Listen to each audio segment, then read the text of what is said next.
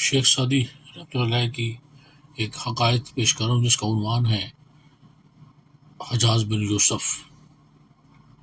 ایک نیک شخص نے حجاج بن یوسف جو بڑا ہی مشہور ظالم جو ولید بن عبد الملک کی طرف سے کوفہ کا گورنر تھا تعظیم نہ کی۔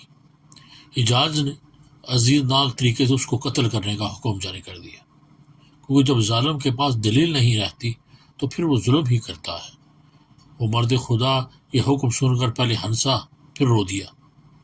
حجاج بن یوسف نے حیر زدہ ہو کر ہنسنے اور رونے کا سبب پوچھا تو اس نے ایک مرد نے جواب دیا، رویا تو اس لیے ہوں کہ 4 بچوں کا باپ ہوں، وہ بیچارے کیا کریں گے، اور ہنسا اس لیے ہوں کہ خدا کا شکر ہے کہ مظلوم ہو کر مر رہا ہوں، ظالم ہو کر نہیں۔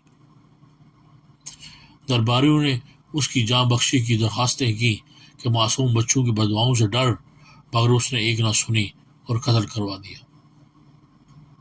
ایک بزرگ نے اس مقتول کو خواب میں دیکھا اور حال پوچھا تو اس نے جواب دیا کہ حجاج کا ظلم تو میرے اوپر 1 منٹ کے لیے تھا، مگر میرے قتل کا گناہ ساری عمر اس کے سر رہے گا اور اس کی سزا خالدین فیہ ابدا۔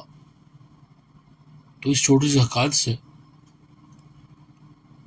ہمیں سب یہ ملتا ہے کہ ظلم ہو یا کوئی اور گناہ، اس کی لذت یا دورانیاں تو چند لمحات ہوتے ہیں، لیکن اس کا گناہ سر پر پہاڑ بن کر کھڑا ہو جاتا ہے اور ظالم اپنے ظلم کی وجہ سے ابدی سزا کا مستحق قرار پاتا ہے۔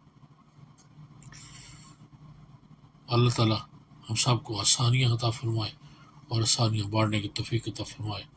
اللہ حافظ۔